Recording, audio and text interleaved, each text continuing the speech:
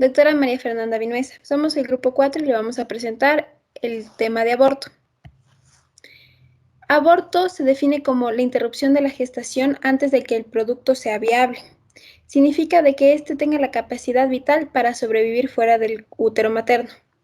Este puede ser precoz siempre y cuando ocurra antes de la semana 12 o tardío cuando ocurra entre la semana 12 y la 20. También se puede denominar espontáneo y espontáneo habitual cuando este sucede más de 3 veces. En cuanto a la epidemiología, el riesgo de aborto aumenta con la edad materna. Mujeres con antecedentes de un aborto también van a elevar sus posibilidades de un aborto posterior. En lo que refiere a la etiología, tenemos que el aborto espontáneo en el primer trimestre representa a más del 80% de los abortos espontáneos, y estos ocurren dentro de lo que es la semana 12 de gestación. Con las pérdidas del primer trimestre, la muerte del embrión o del feto casi siempre procede a lo que es la expulsión espontánea.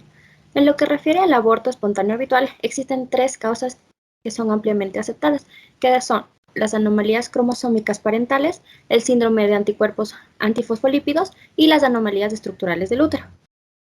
Los factores genéticos, por lo general, resultan en pérdidas embrionarias tempranas, mientras que las anormalidades anatómicas autoinmunes o uterinas causan más pérdidas en el segundo trimestre. En lo que refiere al aborto a mediado del trimestre, a diferencia de los abortos que he mencionado con anterioridad, que con frecuencia son causados por aneuploidías cromosómicas, estas pérdidas fetales posteriores se deben a una multitud de causas, como son las anomalías fetales, que pueden ser cromosómicas o estructurales, los defectos uterinos, que pueden ser congénitos, leiomiomas, cuello uterino incompetente. También existen las causas placentarias, que puede ser el desprendimiento prematuro, la transformación defectuosa de la arteria espinal o la corioamnionitis, y los trastornos maternos, que pueden ser autoinmunes, infecciosos o metabólicos. Un factor que con mucha frecuencia se pasa por alto es que muchos abortos en el segundo trimestre son médicamente inducidos por anomalías fetales detectadas por los programas. Hablando de clasificación del aborto, el aborto puede ser clasificado desde diferentes puntos de vista o desde la disciplina de análisis o aplicación. Empecemos hablando de la clasificación como proceso. Este puede ser, se lo puede clasificar como amenaza de aborto, aborto en evolución o aborto inevitable.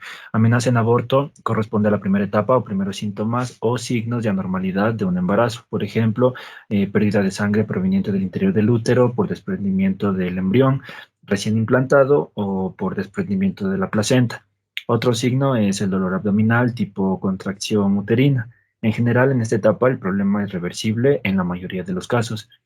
Se trata con reposo y antiespasmódico. El aborto en evolución. Esta es una etapa más avanzada en la cual los síntomas son más intensos y hay modificaciones anatómicas del cuello del útero y pueden llevar a la salida del contenido uterino. El aborto inevitable. Este es el proceso de expulsión del embrión o feto a través del cuello uterino, y las acciones corresponden a la atención de la mujer para prevenir complicaciones como una hemorragia o infecciones. Otra manera de clasificarlas es como resultado de la expulsión del embrión o del feto. Aquí tenemos al aborto completo y al aborto incompleto. Hablamos de aborto completo cuando es la expulsión de la totalidad del embrión o feto y los anexos que corresponden a las estructuras de apoyo como la placenta, membranas amnióticas y otras estructuras. Y la cavidad uterina queda sin ningún contenido. Hablamos de aborto incompleto cuando queda al interior del útero algunas estructuras embrionarias fetales o anexos. Otra manera de clasificar es según la presencia de la infección. Aquí podemos hablar de aborto séptico y aborto aséptico. Hablamos de aborto séptico cuando se define este como la existencia de infección, ya sea antes, durante o después del proceso de aborto. En general, los abortos clandestinos tienden a ser abortos. Definimos aborto aséptico cuando hay ausencia de infección. Otra manera de clasificarlos es según el origen del proceso del aborto o de la muerte embrionaria o fetal. Aquí pues, está el aborto espontáneo y el aborto inducido. El aborto espontáneo es la ocurrencia espontánea del proceso y la muerte del embrión o el feto. Y el aborto inducido, provocado o voluntario, es donde existen acciones de la embarazada o de terceros que interrumpen el desarrollo del embrión o del feto. Otra manera de clasificarla es según la ley. Aquí tenemos el aborto penalizado y el aborto despenalizado. Definimos como aborto penalizado, hablando dentro de la figura legal, el proceso de aborto voluntario o la interrupción de la vida embrionaria o fetal está prohibida y su ejecución constituye un delito penado por la sociedad a través de la ley y de los artículos y penalidades del Código de Derecho Penal. Y el aborto despenalizado, en esta condición, la sociedad a través de la ley decide no penalizar la interrupción del embarazo o de la vida embrionaria o fetal. Desde un punto de vista, desde la filosofía del derecho, el aborto siempre es un hecho negativo y la sociedad decide si constituye causal de pena o no.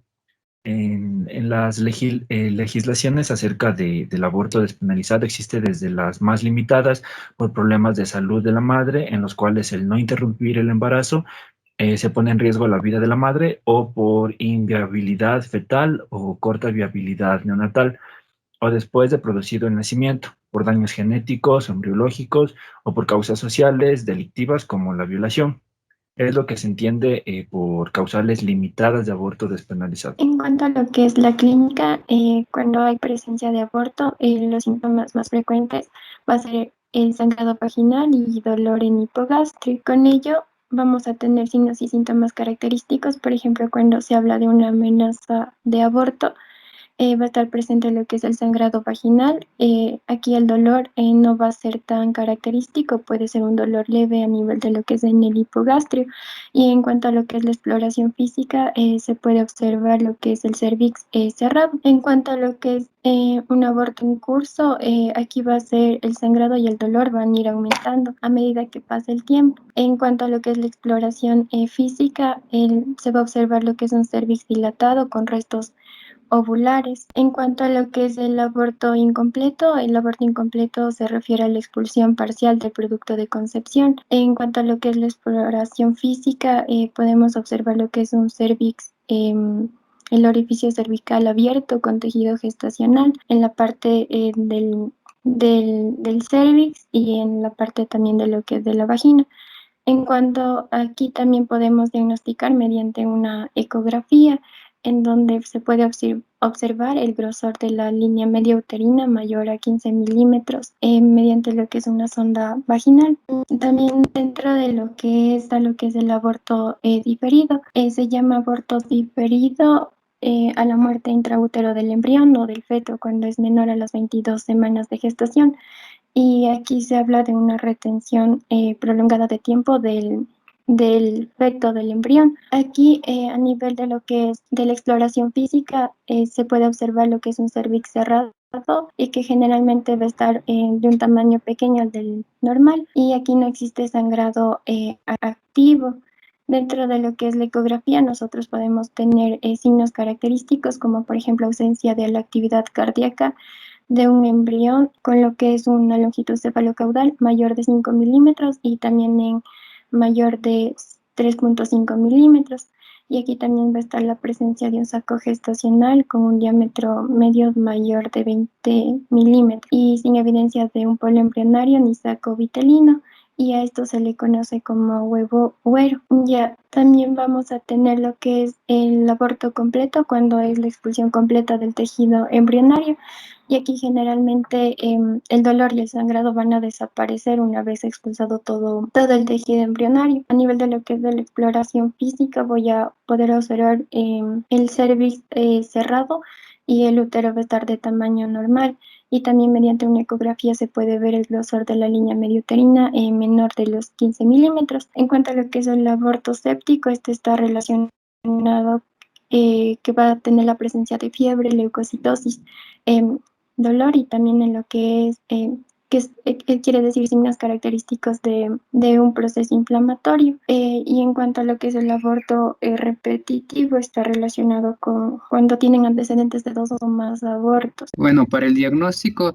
tras la correcta anamnesis y exploración física, la ecografía es obligatoria ante cualquier embarazada con sospecha de aborto, preferentemente con sonda transvaginal. Tenemos que la presencia de latido cardíaco es la prueba definitiva más precoz de que la gestación es viable. Su detección por ecografía transvaginal es posible desde la aparición del tubo cardíaco, que va a ser más o menos a los 21 días después de la fecundación, o sea, al inicio de la semana 6, correspondiente con un embrión de 1.5 a 2 milímetros. Es importante que si la mujer presenta ciclos irregulares o desconoce su fecha de última menstruación, los hallazgos ecográficos pueden no corresponder a los esperados por la edad gestacional estimada. Por ello, se debe ser cauto y repetir la ecografía a los 7 días, cuando no se esté seguro de poder establecer un diagnóstico. Dentro del diagnóstico también tenemos que es muy importante realizar lo que es la determinación de la beta-HCG o la gonadotrofina coriónica humano. Una vez que se ha constatado un embarazo intrauterino por ecografía, la monitorización de los niveles de beta-HCG pueden ser útil como complemento a lo que es la ecografía. En caso de que no se pueda establecer con seguridad la localización de la gestación por ecografía. Tenemos también que cuando los niveles de beta-HCG superan los 1500 miliunidades internacionales por ml, es posible localizar una gestación intrauterina en más del 90% de los casos. Esto es muy útil también para hacer el diagnóstico diferencial con lo que es el embarazo ectópico. Esto se va a realizar cuando existe una prueba de embarazo positiva y no sea posible visualizar la gestación por ecografía. En estos casos se deben cuantificar los niveles de beta-HCG de tal manera que la sospecha de embarazo ectópico debe ser alta cuando por ecografía transvaginal se objetiva un útero vacío y los niveles de beta-HCG sérica sean mayor a 1800 unidades internacionales por ml. Igualmente, en una gestación intrauterina viable, los niveles de beta-HCG tienden a duplicarse su valor cada 48 horas. Tenemos que si el incremento es menor, se debe sospechar la presencia de una gestación ectópica. En cambio, cuando los niveles disminuyen a los 2 días, se estaría ante una gestación no viable, ya sea intrauterina o ectópica. Continuamos con los diagnósticos diferenciales y tendremos que mencionar a la metrorragia disfuncional, en la cual ante cualquier mujer en edad fértil que consulte por un cuadro de metrorragia se deberá solicitar un test de embarazo para descartar esta posibilidad. En cuanto a las patologías del aparato genital, nos dice que una causa más frecuente de hemorragia en el primer trimestre es el traumatismo secundario de relaciones sexuales sobre vagina o cervix. En cuanto también a otro diagnóstico diferencial que se lo debe realizar es el embarazo ectópico. En estos casos se debe cuantificar los niveles séricos de beta-HCG, siendo una sospecha de ectópico cuando por ecografía transvaginal se objetiva un útero vacío y los niveles de beta-HCG sérica son mayores a 1800 miliunidades internacionales por mililitro. Y finalmente, el otro diagnóstico diferencial sería la mola, y se sospecharía ante niveles muy elevados de beta-HCG conjunto con hallazgos ecográficos de cambios hidrópicos, placentarios y o quistes decaluténicos. Al hablar del tratamiento del aborto vamos a tener lo que es un tratamiento médico y un tratamiento quirúrgico. Al hablar del tratamiento médico, también conocido como farmacológico, sus indicaciones va a ser que si la mujer desea evitar lo que es una intervención quirúrgica, si su índice de masa corporal es mayor a 30 y si presenta lo que son malformaciones uterinas, miomas o intervenciones a nivel del cervix que vayan a dificultar el tratamiento quirúrgico. El medicamento que se usa plenamente es el misoprostol y según los regímenes de la Sociedad Internacional de Ginecobstetricia del año del 2017, en manera de resumen es que debemos usar dosis de 200 a 800 microgramos. Esto varía según el tipo de aborto que lleguemos a presentar. Al hablar del tratamiento quirúrgico, sus indicaciones va a ser aquella mujer que presente una hemorragia intensa y persistente, inestabilidad hemodinámica, la evidencia de tejidos retenidos con infección, la contraindicación del tratamiento médico y una sospecha de enfermedad trofoblástica. En este caso se llega a realizar lo que es un legrado por aspiración o con negras cortantes. Y en el caso de un aborto tardío e incompetencia cervical se realiza lo que es un cercaje uterino. Bueno, a continuación tenemos lo que son las posibles complicaciones. Entre las más frecuentes encontramos lo que es una hemorragia severa, que requiere transfusión con un riesgo de 1 por cada 1000 casos antes de la semana 20 de gestación y con un riesgo de 4 en cada 1000 casos en mayores de 20 semanas de gestación. Y estos además están relacionados con un trauma cervical postquirúrgico. Así también tenemos lo que es la perforación uterina, en la cual no existen datos de hipovolemia e irritación peritoneal. El manejo puede ser expectante. manteniendo a la paciente internada durante 1 o 2 días para su observación y complementado el manejo con ultrasonido que le permita descartar posibles complicaciones mayores. También tenemos lo que es una retención de restos posaborto. El diagnóstico se sospecha presentar a la paciente sangrado transvaginal persistente, algún grado de dolor abdominal y en ocasiones la expulsión de pequeños restos de la gestación. En estos casos se deberá usar un estudio ultrasonográfico y un nuevo alegrado uterino, así como usar antibiótico profilaxis. Tenemos lo que es también una infección posaborto de varios grados de severidad, luego del procedimiento quirúrgico y usualmente es causado por una infección preexistente. El tratamiento profiláctico con antibióticos y el tamizaje IT se puede reducir este riesgo. De igual manera pueden ocurrir problemas para terminar un nuevo embarazo, en menos de 1 por cada 100 casos y puede ser necesario otro procedimiento de apoyo para complementar el mismo. Las mujeres deben ser informadas de que el aborto se asocia con un pequeño número de aumento en el riesgo de partos prematuros o pretérminos futuros, el mismo que aumenta con el número de abortos. Sin embargo, no existe suficiente evidencia que implique esta causalidad. Otra de las complicaciones frecuentes olvidada por el médico son las alteraciones psicológicas. Es indudable que la pérdida de la gestación y el aborto pueden ser una experiencia traumática para la paciente, en la cual puede causar algunos trastornos depresivos y también trastornos de ansiedad. Doctora, compañeros, muchas gracias por su atención. Aquí tenemos la bibliografía que hemos utilizado para el trabajo.